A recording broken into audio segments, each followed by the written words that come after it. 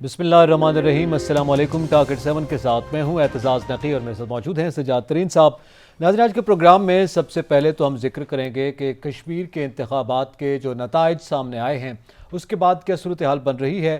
اسی ضمن میں آج فواد چودھری صاحب اور علی امین گڈھا پور نے مشترکہ طور پر پریس کانفرنس بھی کی ہے اور اپوزیشن کو آڑے ہاتھوں لیا ہے، بالخصوص مریم نواز اور بلاول بھٹو پر تنقید کی گئی ہے۔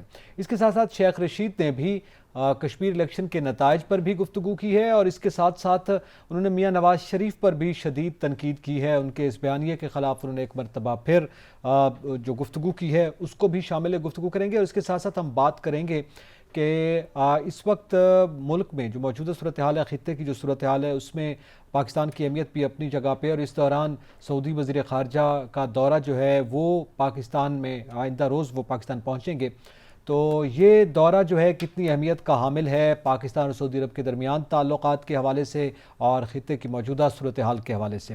اس کے ساتھ ساتھ کورونا کی بڑھتی صورتحال کا بھی آج کے پروگرام میں ذکر کریں گے۔ سجاد ترین صاحب، ایک تو ہم نے کشمیر کے انتخابات پہ بات کی، اپنی ٹرانسمیشن کے دوران بھی ہم بات کرتے رہے۔ جو نتائج سامنے آئے ہیں وہ وہی ہیں جو ایکسپیکٹڈ تھے، جو یہاں پہ ہم گفتگو کرتے رہے، اور اس میں پاکستان تحریک انصاف نے ایکسپیکٹڈ تھا کہ وہ جیتے گی اور وہ جیت گئی ہے کم و بیش 25 سیٹوں کے ساتھ۔ اسی طرح پیپلز پارٹی نے امپروو کیا ہے، 11 سیٹس کے ساتھ وہ آئی ہے، اور مسلم لیگ نون نے لوز کیا ہے۔ مسلم کانفرنس تو خیر ایک سیٹ کے ساتھ ہی برقرار ہے۔ یہ جو صورتحال بنی ہے اس وقت، نتائج جب ہم دیکھتے ہیں کشمیر انتخابات کے بعد، اس کے بعد یہ جو فواد چودھری صاحب کا یہ بیان ہے کہ بلاول بھٹو زرداری کو چیئرمین شپ سے اور مریم نواز صاحبہ کو نائب صدارت سے استعفیٰ دے دینا چاہیے کیونکہ ان کی پرفارمنس بالکل زیرو ہو گئی ہے۔ فواد چودھری صاحب ہمارے دوست ہیں، آج وہ یقیناً بہت خوش ہوں گے کیونکہ 24 سیٹیں جو ہیں وہ مسلم انہوں نے پی ٹی آئی نے 25 سیٹیں جیتنی ہیں، کم و بیش 25 سیٹیں ہیں، 25 سیٹیں انہوں نے لے لی ہیں، اور مطلب ان کی سادہ اکثریت ان کے پاس آ گئی ہے، وہ حکومت بنانے کے قابل ہیں۔ ظاہر ہے وہ باتیں ٹھیک کر رہے ہیں، لیکن جو انہوں نے بات کی کہ جی بلاول بھٹو زرداری جو ہیں وہ استعفیٰ دے دیں اور مریم نواز جو ہیں استعفیٰ دے دیں، یہ میرے خیال میں غیر ضروری باتیں تھیں۔ دیکھیں، بات یہ ہماری تیسری دنیا کے جو ملک ہیں، پاکستان ہے، انڈیا ہے، بنگلہ دیش ہے، یہ اور کئی ممالک ہیں، ان سب میں جو لیڈرشپ ہے وہ اسی طرح خاندانی لیڈرشپ ہی چلتی ہے، لوگ ان کو پسند کرتے ہیں۔ ذوالفقار علی بھٹو تھے، پھر محترمہ بینظیر بھٹو، پھر اس کے بعد آصف علی زرداری، اب بلاول بھٹو، اسی طرح میاں نواز شریف، اب مریم نواز، شہباز شریف۔ تو یہ ایسی کوئی بات نہیں ہے کہ اب استعفیٰ دے دیں، اور یہ کیا سارے ضمنی الیکشن جو مسلم لیگ نون پنجاب میں جیتی، پیپلز پارٹی جو ہے وہ سندھ میں جیتی، تو پھر prime minister Imran Khan resign کر دیں وہ اپنی اس سے، تو اسی طرح ہی ہوا ہے نا کہ سارے جو ہیں ضمنی الیکشن جیت گئے ہیں، پنجاب میں اور ڈسکے میں پھر جو کچھ ہوا اور جو کچھ انہوں نے کیا، اور وہ دھند شند کا سارا، وہ ساری چیزیں سامنے ہیں نا۔ تو یہ ایسی بات نہیں ہے کہ کشمیر میں دھند نہیں ہے، کشمیر میں بھی دھند کا اثر تھا، لیکن وہ بہت خوبصورت انداز سے کیا گیا جس کی وجہ سے یہ سیٹیں ملی ہیں۔ ورنہ اگر تھوڑا سا وہ اثر نہ ہوتا تو پیپلز پارٹی وہاں بہت زیادہ سیٹیں لے سکتی تھی۔ پیپلز پارٹی کے لوگ پہلے ہی یہ کہہ رہے تھے کہ یہ ہمارے ساتھ ہو رہا ہے، اور وہ ہوا، بہت سارے لوگوں نے دیکھا۔ یہ تو الزام عائد کر رہے ہیں کہ پیپلز پارٹی نے جو ہے وہ اتنا پیسہ بہایا تو کہیں جا کر یہ سیٹیں جو ہیں ان کے ہاتھ میں آئی ہیں، اور سندھ میں تو فواد چودھری صاحب نے دعویٰ کر دیا کہ سندھ میں تو پیپلز پارٹی کی ہے یہ آخری حکومت۔ دیکھیں، بات یہ ہے کہ آپ یقین مانیں کہ یہ 1988 سے میں یہ سن رہا ہوں کہ یہ پیپلز پارٹی کی آخری حکومت ہے، یہ پیپلز پارٹی کی آخری حکومت ہے۔ پھر پیپلز پارٹی کے بدترین مخالف جو ہیں ممتاز بھٹو اور جام صادق جیسے صاحب جو ہیں، وہ بھی وہاں پر گورنر اور چیف منسٹر رہے، لیکن اس کے باوجود کیا ہوا؟ پیپلز پارٹی جب بھی الیکشن آئے پیپلز پارٹی نے الیکشن جیتی اور وہاں حکومت بنائی۔ اگلے الیکشن کیونکہ شفاف ہونے ہیں تو پنجاب میں بھی پتہ چل جائے گا۔ یہ اصل میں جو پیپلز پارٹی کو دھمکا رہے ہیں نا کہ جی آخری الیکشن ہے سندھ میں اور وہ شاید نہیں ہوگا، یہ اس لیے کہ جس دن سے آصف علی زرداری اور چودھری پرویز الہی کی ملاقات ہوئی ہے اور معاملات کچھ اس میں طے ہوئے ہیں، اس کے بعد حکومت جو تھوڑی سی بکھلائی ہوئی ہے۔ اچھا، یہ بکھلاہٹ کا جو نتیجہ ہے جس میں یہ بیانات سامنے آ رہے ہیں، میرے خیال میں سن لیں پہلے فواد چودھری صاحب نے کہا کیا ہے، تو اس کے بعد ہم گفتگو کو آگے بڑھائیں گے۔ جی پروڈیوسر صاحب سنائیے گا، فواد چودھری صاحب نے آج پریس کانفرنس میں کیا کچھ کہا ہے ان کے حوالے سے؟ میں تو کہہ رہا ہوں ان کی پارٹیوں کو چاہیے ان سے استعفے لیں، بلاول بھٹو اب کس منہ سے چیئرمین ہے اتنی بڑی شکست کے بعد, اور مریم نواز کس منہ سے نائب صدر ہے اتنی بڑی شکست کے بعد؟ تو میرا تو خیال یہ ہے کہ ان کی پارٹیوں کو چاہیے کہ ان سے استعفے لیں. میں تو کہہ رہا ہوں ان کی پارٹیوں کو. جی, اتنی بڑی شکست کے بعد کس منہ سے یہ بات کر رہے ہیں؟ مطلب کتنی تاریخی شکست ہے. میں آپ کو عرض کروں کہ پیپلز پارٹی کے پاس تو پہلے 3 سیٹیں تھیں جی, اور اس پہ 11 پہ وہ آئے ہیں. ان کی پرفارمنس تو بہتر ہوئی ہے. مسلم لیگ نون جو ہے اس نے بڑی کوشش کی, ان کی وہاں حکومت بھی تھی اور حکومت میں یقیناً لوگ ناراض بھی تھے ان سے, ان کی اپنی پارٹی کے لوگ ناراض تھے, پرائم منسٹر سے لوگ ناراض تھے, اے جے کے جو پرائم منسٹر ہیں, تو وہ ساری چیزیں موجود تھیں. پھر اس کے بعد چونکہ فنڈز جو ہیں وفاق سے جاتے ہیں اور پوری کشمیر کی جو لیڈرشپ ہے وہ اس طرف دیکھتی ہے. یہ کشمیر میں جو کچھ ہوا وہ تو چلیں ٹھیک ہے, پی ٹی آئی نے جیتی, لیکن سوال یہ ہے نقی صاحب کہ جو کشمیری یہاں رہتے ہیں پاکستان میں, پنڈی میں, لاہور میں یا کراچی میں, کیا ان پر اس حکومت کی معاشی پالیسیوں کا اثر نہیں ہوا؟ ٹھیک ہے, کیا وہ یہ نہیں جانتے کہ یہاں جو معاشی پالیسیاں تھیں وہ اس کا کیا اثر ہے؟ اس کے باوجود یہاں سے سیٹیں پی ٹی آئی کا لے لینا اور ان کشمیریوں کا پی ٹی آئی کو ووٹ دینا, یہ بھی ایک کوسچن مارک تو ہے نا. یعنی ڈسکا میں اور وزیر آباد کا آپ ذکر کرتے ہیں, وہاں پہ تو صورتحال مختلف ہو گئی, نوشہرہ کی صورتحال تو مختلف ہو گئی, لیکن کشمیر میں باقی علاقوں سے جہاں پہ جو پولنگ ہوئی ہے تو اس میں آپ کہتے ہیں ان کے حق میں چلی گئی ہے, تو کچھ آپ شکوک و شبہات کا اظہار کر رہے ہیں, تحفظات ہیں. کچھ تو چیزیں ہیں نا, ورنہ مہنگائی کی صورتحال تو آپ کو پتہ ہی ہے کہ کیا ہے. ٹھیک ہے, تو کیا یہ مہنگائی سے اگر میں اور آپ جو ہیں وہ پریشان ہوتے ہیں تو جو کشمیری ہمارے بھائی یہاں رہتے ہیں وہ نہیں ہوتے؟ نہیں, اس کا اثر ان تو کو یہ نہیں پتا. کشمیر پہ بھی ہوا ہوگا. اس پہ بات کرتے ہیں, اس پہ بات کرتے ہیں اگر مجھے اجازت دیں. یہاں پہ وقت ہوا ایک بریک کا, ہمارے ساتھ رہیے گا.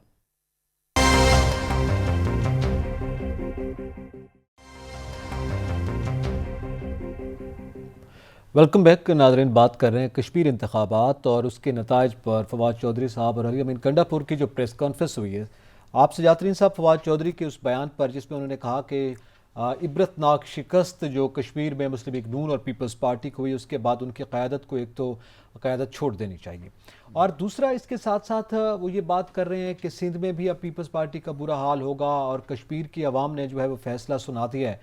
میرا سوال یہ ہے کہ ابھی آپ بات کر رہے تھے کہ معاشی پالیسیوں کا اثر کیا ملک کے دیگر حصوں پر نہیں ہوا جہاں پہ یہ پول کیا گیا ہے ووٹ, لیکن میرا سوال یہ ہے کہ دیگر حصوں میں تو ہوا اور ہم نے جو ضمنی انتخابات میں دیکھا اس پہ ہوا, لیکن خود کشمیر میں کیا ان معاشی پالیسیوں کا اثر نہیں ہوا؟ اس سوال کو میں جواب لوں گا اگر آپ مجھے اجازت دیں. ہمیں جوائن کیا اس وقت سینئر صحافی ہیں, تجزیہ کار ہیں, اعجاز عباسی صاحب, پہلے ان سے رائے لے لیتے ہیں. بہت شکریہ اعجاز عباسی صاحب وقت دینے کا.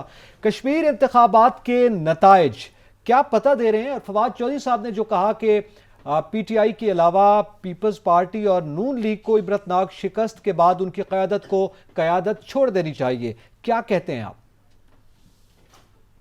میری حالات پچھلی بازی میں بھی الیکشن ہوئے ہیں اور یہ الیکشنوں میں ہم کی روایت رہی ہے کہ حالات کی سیاسی پارٹی بنتی ہے جس کا مرکز میں ہوتی ہے, وفاق میں ہوتی ہے, پاکستان کی ہوتی ہے.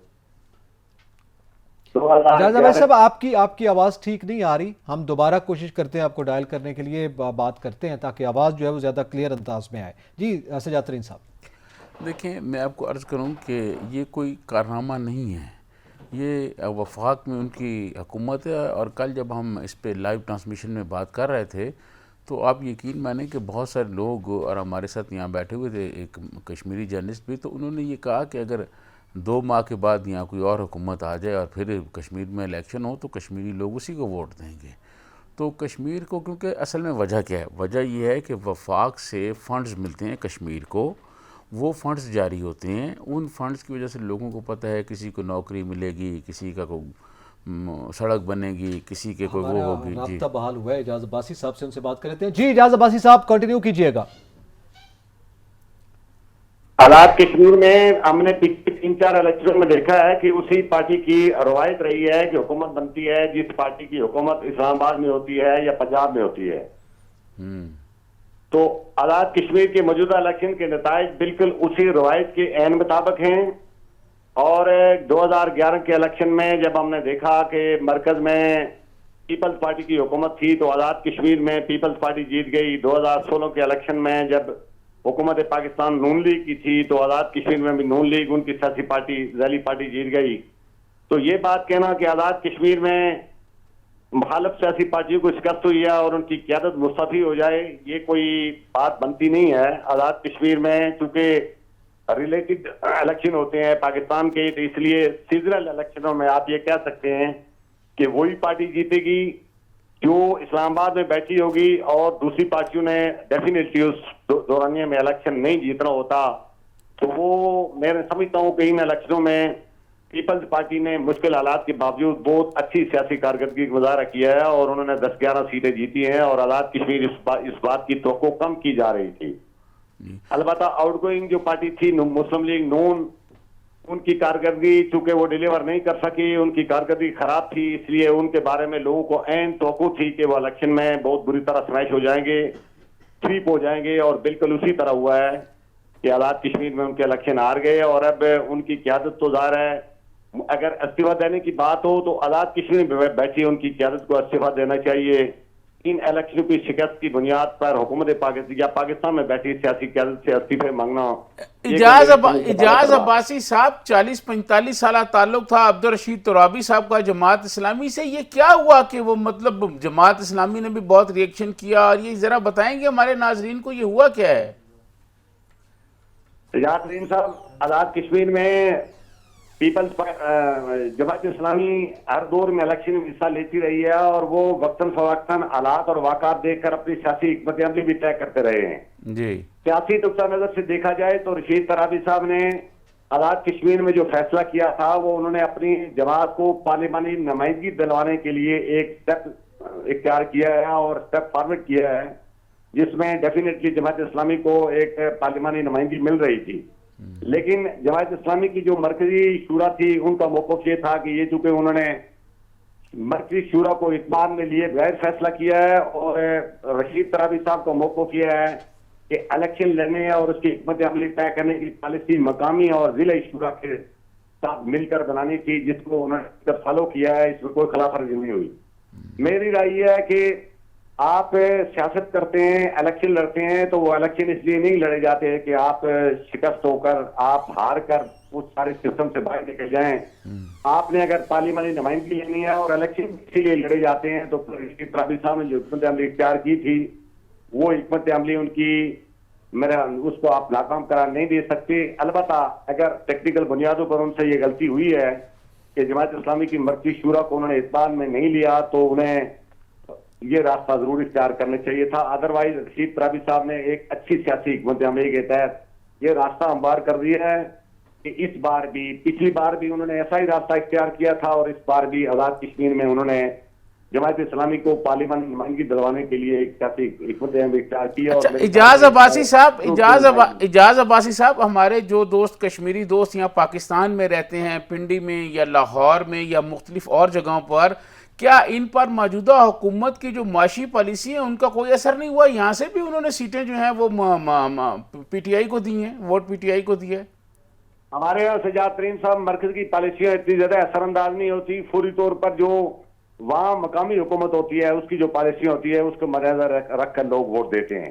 آزاد کشمیر میں مسلم لیگ نون کی حکومت تھی, 5 سالوں میں کچھ اچھے اقدامات بھی اس حکومت نے ضرور کیے ہیں, لیکن آخر میں جاتے جاتے انہوں نے چند ایسے اقدامات کیے جس کو لوگوں نے بالکل ناپسند کیا. 13ویں ترمیم کے دوران آزاد کشمیر میں سے انہوں نے جواب دی, یا جس کو احتساب آپ کہہ سکتے ہیں, اس کا نظام بالکل ختم کر دیا. دوسرے معنوں میں آپ یہ کہہ سکتے ہیں کہ کرپشن کو قانونی تحفظ دیا انہوں نے. پھر آزاد کشمیر کے اندر ایک اچھا سٹیپ انہوں نے کیا کہ 13ویں ترمیم میں کشمیر کونسل سے مالی وسائل لیے, لیکن ان کو آزاد کشمیر کے عوام پر خرچ کرنے کے جائے چند بیوروکریٹ کے حوالے کر دیا اور سرکاری ملازمین کھا پی گئے. اب لوگ جب یہ صورتحال دیکھتے ہیں تو پھر لوگوں کو مرکزی حکومت کی پالیسیوں سے زیادہ اس بات کے شدید رد عمل ہوتا ہے کہ مقامی سطح پر جو ہماری حکومت ہے اس کو جو فنڈز مل رہے ہیں وہ کہاں خرچ ہو رہے ہیں. ٹھیک ہے, جو مقامی سطح پر حکومت ہے اس کے خلاف لوگوں نے ووٹ دیا, اور ظاہر ہے وہ مسلم لیگ نون کی حکومت تھی. مزید بھی گفتگو کریں گے, اور شیخ رشید صاحب نے بھی کچھ باتیں کی ہیں اس کا بھی ذکر کریں گے. یہاں پہ وقت ایک بریک کا, ہمارے ساتھ رہیے گا.